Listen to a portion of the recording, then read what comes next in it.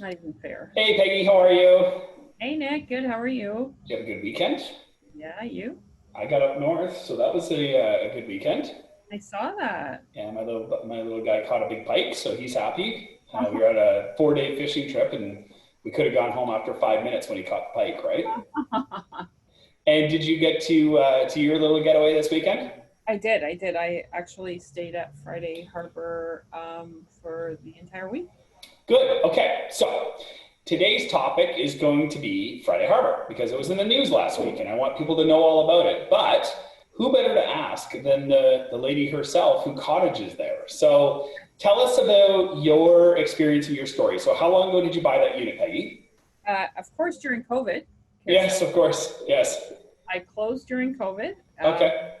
Didn't get to step foot in there for months Yeah. uh, because I was stuck at home.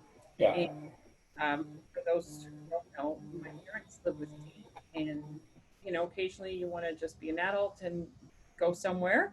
And Yeah. so I bought a little one bedroom at Friday Harbour, and I'll tell you what I like about Friday Harbour is that it's just got such a cool vibe. Like Totally. it's like being in Toronto, it's like being in Blue Mountain, and it combined.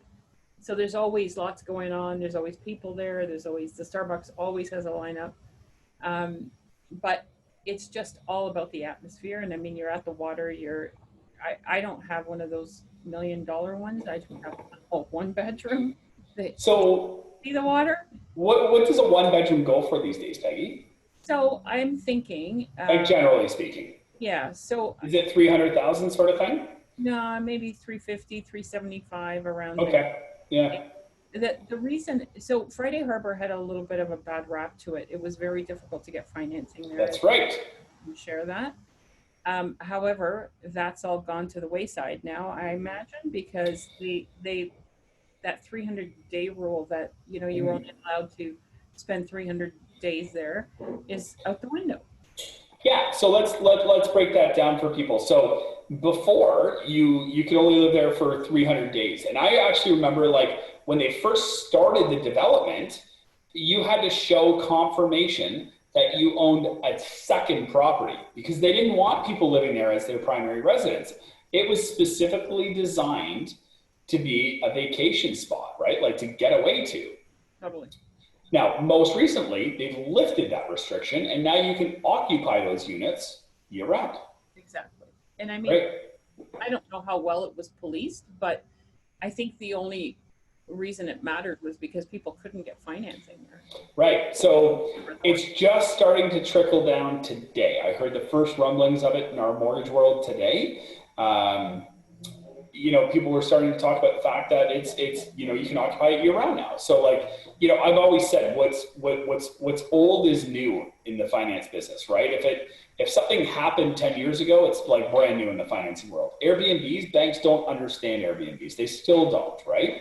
And it's going to take some time for them to understand Friday Harbor, but not as long because it's such a great high-end usable community that banks are going to want to they're going to want to have their share of that business for sure, right? Absolutely. So, if you could buy a place in Friday Harbor as a getaway for $375,000, have all those amenities, and finance it with a bank at 2%, it's a no-brainer. Now, better is think about all the people that want to occupy it full time. Yeah.